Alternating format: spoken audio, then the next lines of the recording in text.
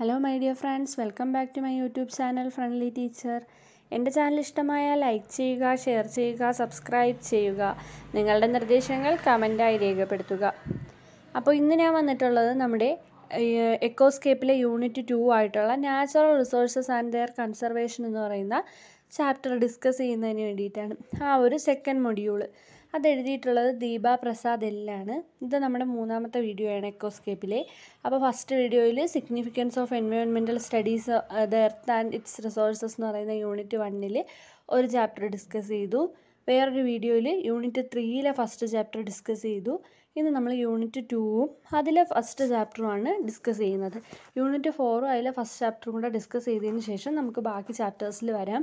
അപ്പം നിങ്ങൾക്കൊരു കുഞ്ഞ് ഐഡിയ ഓരോ യൂണിറ്റിലും കിട്ടുന്നതിന് വേണ്ടിയിട്ടാണ് ഇത്തരത്തിലൊരു വീഡിയോ ചെയ്യാൻ ഞാൻ നോക്കുന്നത്.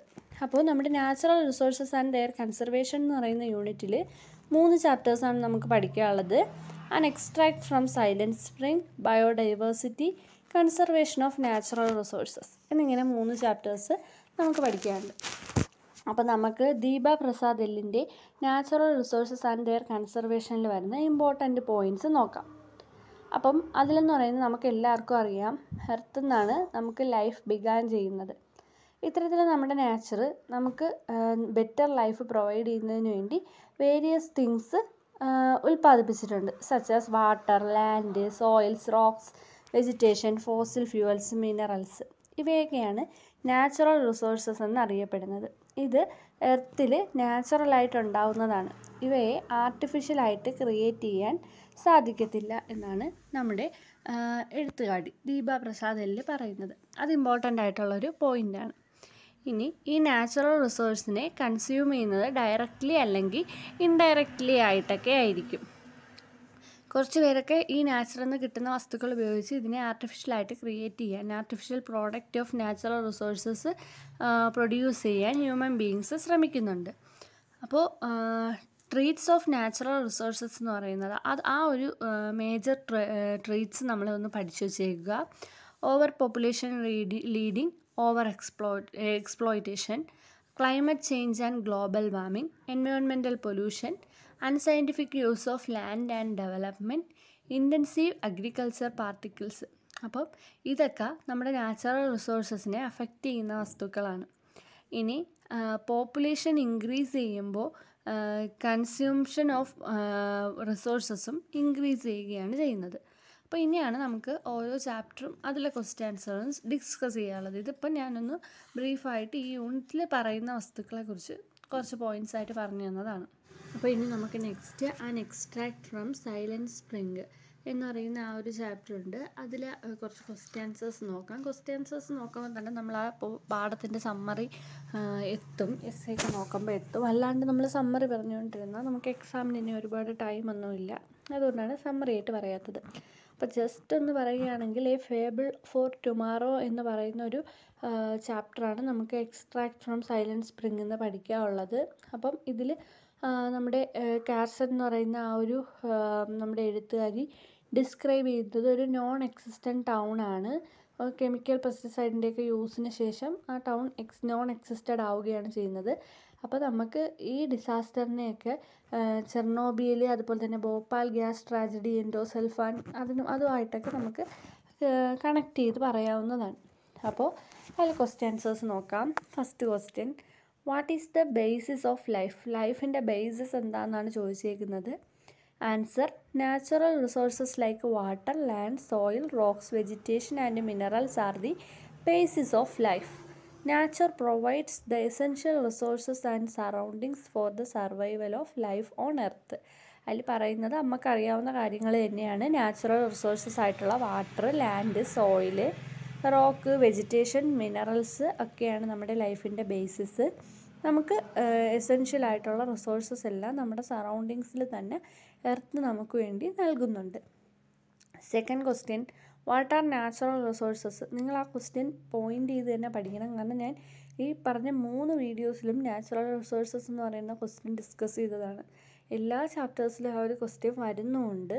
അതുകൊണ്ട് അത് നിങ്ങളൊന്ന് പഠിച്ച് വെച്ചേക്കണം. പിന്നെ ഓരോ ചാപ്റ്ററിലും ഓരോ രീതിയിലാണ് നാച്ചുറൽ റിസോഴ്സസിനെ ഡിസ്ക്രൈബ് ചെയ്തിരിക്കുന്നത്. നിങ്ങൾക്ക് ഏറ്റവും എളുപ്പമുള്ള ഒരു രീതിയിൽ നിങ്ങൾക്ക് ഡിസ്ക്രൈബ് ചെയ്യാവുന്നതാണ്. Resources which are supplied by nature and which cannot be produced artificially is called natural resources. അല്ലേ, നാച്ചുറിൽ നിന്ന് കിട്ടുന്നതും ആർട്ടിഫിഷ്യലി പ്രൊഡ്യൂസ് ചെയ്യാൻ പറ്റാത്തതുമായ പ്രോഡക്റ്റ്സ് ആണ് നാച്ചുറൽ റിസോഴ്സസ് എന്ന് പറയുന്നത്. Third question, does Carson say that the town exist? ആ ടൗൺ എക്സിസ്റ്റ് ചെയ്യുന്നുണ്ട് എന്നാണോ കാർസൺ പറയുന്നതെന്നാണ് ചോദിച്ചേക്കുന്നത്. അപ്പോൾ ഇതെന്ന് പറയുന്നത് ഒരു ഫേബിൾ ടൗൺ ആണ്. Present the fable of a town, she admits that the town does not actually exist. ആ ടൗൺ ഇപ്പോൾ എക്സിസ്റ്റ് ചെയ്യുന്നില്ല എന്നാണ് നമ്മുടെ ഈ ഒരു ചാപ്റ്ററിൽ നമുക്ക് ഡിസ്കസ് ചെയ്യുന്നത്. Fourth question, what is the fable set? Fable set എന്താണെന്നാണ് ചോദിച്ചേക്കുന്നത്. The fable set in a town in the heart of America. ഇനി നെക്സ്റ്റ് ക്വസ്റ്റ്യൻ നോക്കാം. നെക്സ്റ്റ് ഫിഫ്ത്ത് ക്വസ്റ്റ്യൻ എന്ന് പറയുമ്പോൾ what happen to the town? ടൗണിന് എന്ത് സംഭവിച്ചു എന്നുള്ളതാണ് ക്വസ്റ്റ്യൻ. അപ്പോൾ answer, life in the town became impossible and birds and animals started to die. നമ്മുടെ ആ ടൗണിലെ ലൈഫ് ഇമ്പോസിബിൾ ആവുകയും ബേർഡ്സും അനിമൽസും ഡൈ ആവുകയും ചെയ്യുന്നുണ്ട്. People caught strange diseases and they too started die. പീപ്പിളിന് സ്ട്രേഞ്ച് ആയിട്ടുള്ള ഡിസീസ് പടർന്നു പിടിക്കുകയും അവരും ഡൈ ചെയ്യാൻ തുടങ്ങി. അപ്പോൾ ഇതാണ് അതിൻ്റെ answer. Sixth question, what does Carson suggest the use of chemical pesticide?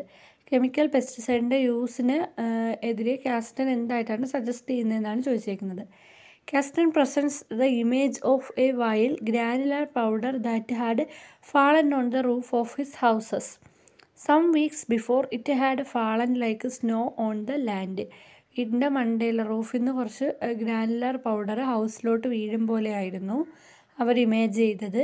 കുറച്ച് വീക്സ് കഴിഞ്ഞപ്പോൾ ഇത് ആ ലാൻഡ് മൊത്തത്തിൽ ഒരു സ്നോ പോലെ ഫാൾ ചെയ്യാൻ തുടങ്ങി, ഈ chemical pesticide.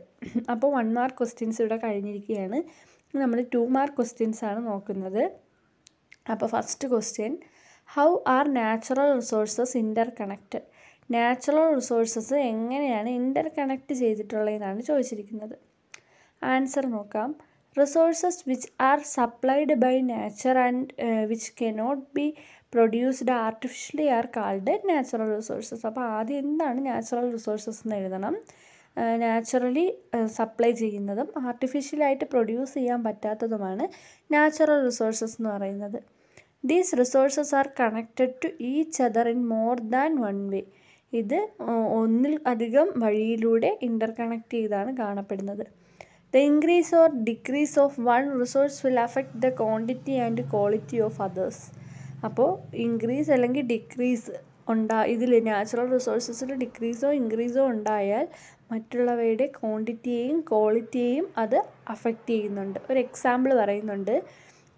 If water is polluted in one area, every resources in the area will be affected. അല്ലേ, അതിൽ കിടക്കുന്ന ജീവികൾക്ക്, ഫിഷസിന്, ആ ഫിഷസിനെ ഈറ്റ് ചെയ്യുന്ന ബേർഡ്സിന്, അതുപോലെ തന്നെ അതിൻ്റെ ഹയർ കാറ്റഗറി അനിമൽസിന്, അങ്ങനെ ഒരു ഫുഡ് ചെയിനിലും മൊത്തത്തിൽ ഒരു അഫെക്ഷൻ ഉണ്ടാവും. അപ്പോൾ അതാണ് അവിടെ പറഞ്ഞിട്ടുള്ളത്. ഒരു കുഞ്ഞ് അഫെക്ഷൻ പോലും എല്ലാത്തിലും വഴിതെളിക്കും.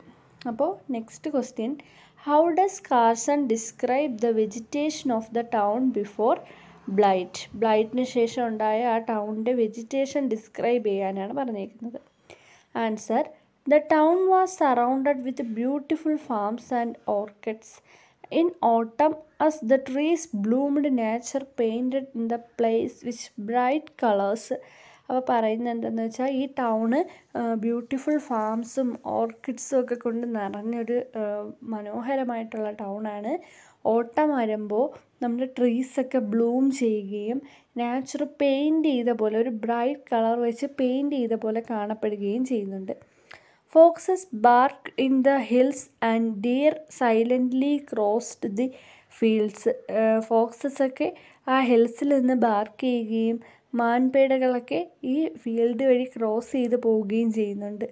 The whole place was covered with charming wild flowers.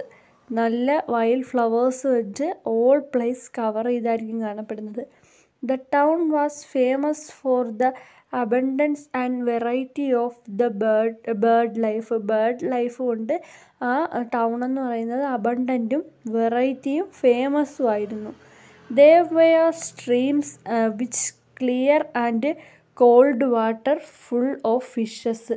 Fishes നിറഞ്ഞിട്ടുള്ള ഫുള്ളി ആയിട്ടുള്ള കോൾഡ് ആൻഡ് കാം വാട്ടറുള്ള റിവേഴ്സാണ് ആ ഏരിയയിൽ കണ്ടിരുന്നത്. നെക്സ്റ്റ് തേർഡ് ക്വസ്റ്റ്യൻ നോക്കാം. What happened to the birds? ബേർഡ്സിന് എന്ത് പറ്റിയെന്നാണ് ചോദിച്ചേക്കുന്നത്. Answer: the town was beautiful place with fields, trees, flowers, birds and animals.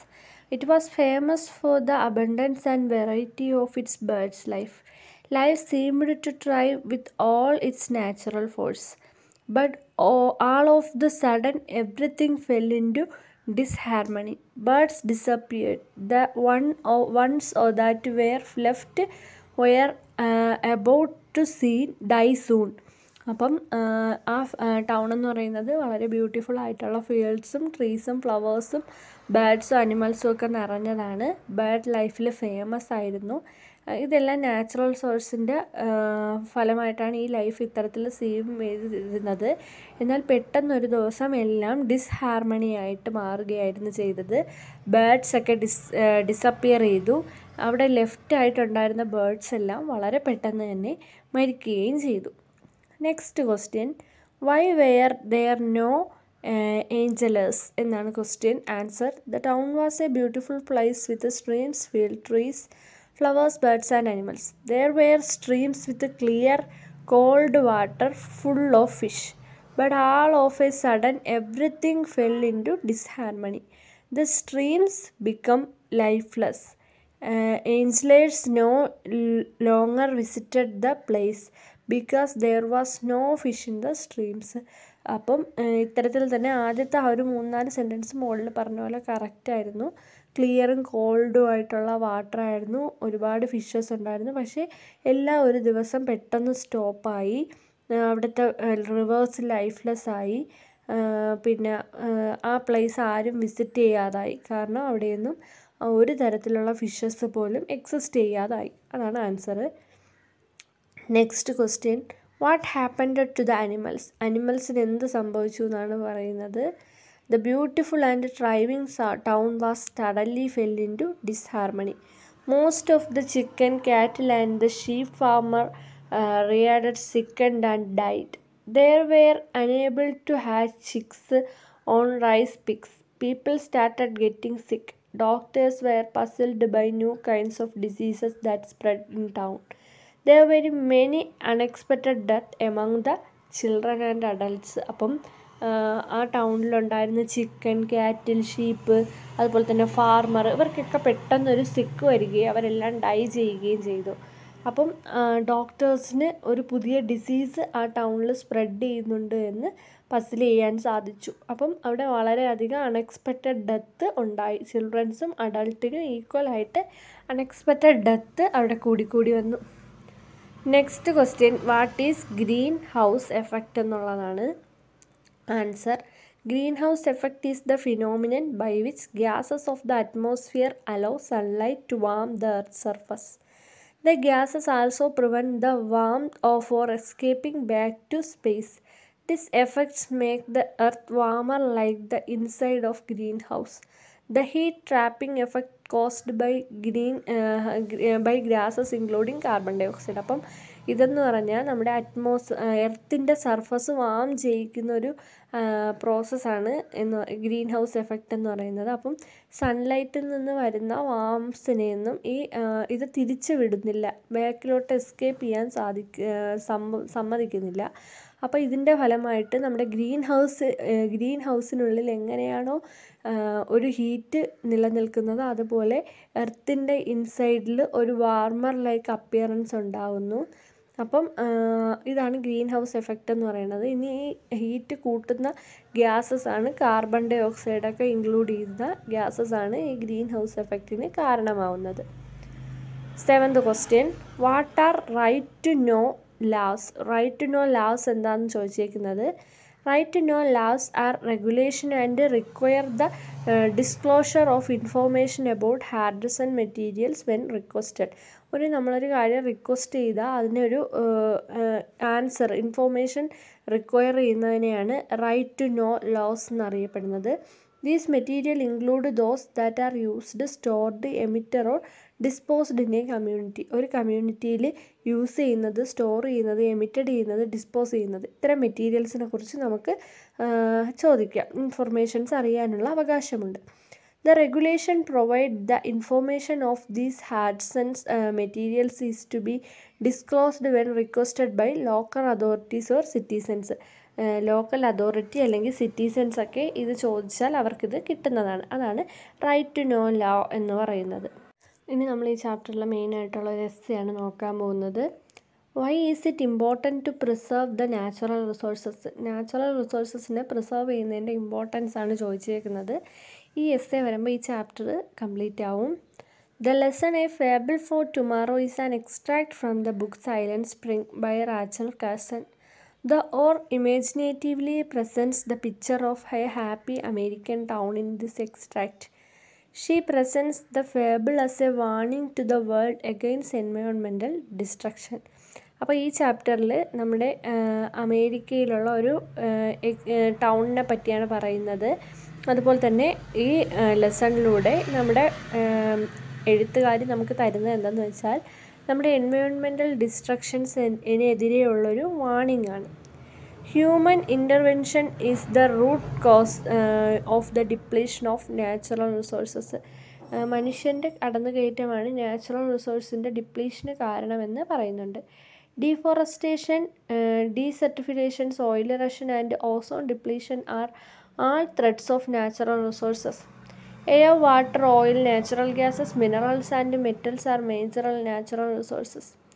If we do not preserve nature and natural resources, life will become impossible in our planet. അപ്പം ഈ ഡീഫോറസ്റ്റേഷനും soil ഇറോഷനും ozone റിട്ടേൺസും ഒക്കെ എന്ന് പറഞ്ഞാൽ natural റിസോഴ്സസിനുണ്ടാകുന്ന കേടുപാടുകളാണ്. നമ്മുടെ മേജറായിട്ടുള്ള natural റിസോഴ്സസാണ് air, water, oil, natural gas, minerals, metals ഒക്കെ ആയിട്ടുള്ളത്. അപ്പോൾ നമ്മൾ നമ്മുടെ നാച്ചറിനെ പ്രിസർവ് ചെയ്യുന്നില്ലെങ്കിൽ നാച്ചുറൽ റിസോഴ്സസ് ഇല്ലാതാവുകയും ആ പ്ലാനറ്റിൽ ലൈഫ് പോലും ഇമ്പോസിബിൾ ആവുകയും ചെയ്യും. Natural resources are available only in fixed quantity and they are non renewable. ഈ നാച്ചുറൽ റിസോഴ്സസ് ഒരു ഫിക്സഡ് ക്വാണ്ടിറ്റിയിൽ മാത്രമേ ഉള്ളൂ. അതുപോലെ തന്നെ ഇവ നോൺ റിന്യൂവബിളുമാണ്. Moderate use and preservation are the only ways to prevent the depletion of natural resources. Moderate യൂസും പിന്നെ അതിനെ പ്രിസർവ് ചെയ്യുന്നതും മാത്രമേ ഇത്തരത്തിലുള്ള ഡിപ്ലീഷൻ ഇല്ലാതാക്കുന്നതിന് നമുക്ക് സാധിക്കുകയുള്ളൂ. Next paragraph. Natural resources like water, land, soils, rocks, vegetation and minerals are the basis of life. ഇതൊക്കെ നമ്മൾ മുന്നേ പറഞ്ഞതാണ്. ബേസിസ് ഓഫ് ലൈഫ് ആയിട്ടുള്ള നാച്ചുറൽ റിസോഴ്സസ് ആണ് water, land, soil, rock, vegetation, minerals ഒക്കെ. Nature provides the essential resources and surroundings for the survival of life on earth. അപ്പോൾ നമ്മുടെ എർത്തിൻ്റെ സർവൈവലിന് വേണ്ടിയിട്ട് നാച്ചുറൽ റിസോഴ്സസ് ഒരുപാട് തരത്തിലുള്ള എസെൻഷ്യൽ റിസോഴ്സസ് പ്രൊവൈഡ് ചെയ്യുന്നുണ്ട്. Resources which are supplied by nature and which cannot produced artificially are called natural resources. അതും നമ്മൾ പറഞ്ഞതാണ്. Natural occur ചെയ്യുന്നതും എന്നാൽ ആർട്ടിഫിഷ്യലായിട്ട് ഉണ്ടാക്കിയെടുക്കാൻ പറ്റാത്തതുമാണ് നാച്ചുറൽ റിസോഴ്സസ് എന്ന് പറയുന്നത്. The ruthless exploitation of nature by human beings is the great threat of our environment and natural resources. Irrations, consumption and over-utilization of natural resources have led to environmental and psycho-economic problems. അപ്പോൾ ഇതിനെ ഇല്ലാതാക്കാൻ നോക്കിയാൽ environmental as well as psycho economic പ്രോബ്ലംസിലേക്ക് lead ചെയ്യും. It is very important to preserve natural resources because they are essential to human civilization. Human സിവിലൈസേഷന് നമ്മുടെ natural റിസോഴ്സസിനെ preserve ചെയ്യുന്നത് വളരെയധികം ഇമ്പോർട്ടൻ്റ് ആയിട്ടുള്ള ഒരു കാര്യമാണ്. Natural resources form the basis of our economy and survival. നമ്മുടെ എക്കണോമി അതുപോലെ തന്നെ സർവൈവലിൽ ഒരു ബേസിക് ആയിട്ടുള്ളൊരു റിസോഴ്സസ് ആയിട്ട് ആക്ട് ചെയ്യുന്നത് നാച്ചുറൽ റിസോഴ്സസ് ആണ്. The slogan reduce, reuse, recycle is raised to protect natural resources. അത് നിങ്ങൾ ഒരിക്കലും മറന്നു പോകരുത്. നമുക്ക് ഏത് ചാപ്റ്ററിൽ വേണോ വെച്ച് തള്ളി വയ്ക്കാവുന്നൊരു സ്ലോഗനാണത്. Reduce, reuse, recycle. ഇത് നാച്ചുറൽ റിസോഴ്സസിനെ പ്രൊട്ടക്റ്റ് ചെയ്യുന്നതിന് നമുക്ക് യൂസ് ചെയ്യുന്ന ഒരു വസ്തുവാണ്. Sustainable development which envises economic development without the depletion of natural resources is the need of the hour. നമുക്കിപ്പോൾ വേണ്ടത് നമ്മുടെ നാച്ചുറൽ റിസോഴ്സസിനെ നമ്മൾ ഡെവലപ്പ് ചെയ്യണം എന്നുള്ളതാണ്. Humanity should unite for the protection and conservation of natural resources. നമ്മൾ മനുഷ്യത്വത്തോടെ പെരുമാറിയാൽ മാത്രമേ നമുക്ക് നമ്മുടെ നാച്ചുറൽ റിസോഴ്സസിനെ പ്രൊട്ടക്റ്റ് ചെയ്യാനും അതുപോലെ തന്നെ കൺസർവ് ചെയ്യാനും സാധിക്കുകയുള്ളൂ. In this lesson the author also point out the arithmetic value of nature. The beauty of nature has to be preserved as ennobles to the human mind. അപ്പം പ്രകൃതിയെ സംരക്ഷിക്കേണ്ടതിൻ്റെ ആവശ്യകത വളരെയധികം വ്യക്തമാക്കുന്ന ഒരു ലെസണാണ് നമുക്കിതിലുള്ളത്. അപ്പോൾ നമുക്ക് അത്തരത്തിൽ കുറച്ച് കാര്യങ്ങൾ നമ്മുടെ കയ്യിൽ നിന്നിട്ടും കൂടി എഴുതാൻ പറ്റും. അപ്പോൾ വളരെ സിമ്പിളായിട്ടുള്ളൊരു ചാപ്റ്ററാണ് നമ്മുടെ ഈ എക്സ്ട്രാക്ട് ഫ്രം സ്പ്രിംഗ് എന്ന് പറഞ്ഞുകൊണ്ടുള്ളത്. അപ്പോൾ അത് നിങ്ങൾ ജസ്റ്റ് ആ ടെക്സ്റ്റും കൂടെ ഒന്ന് വായിച്ച് വയ്ക്കുകയാണെങ്കിൽ നിങ്ങൾക്ക് വളരെയധികം നന്നായിട്ട് ഈ പാഠം മാർക്ക് സ്കോർ ചെയ്യാൻ സാധിക്കും.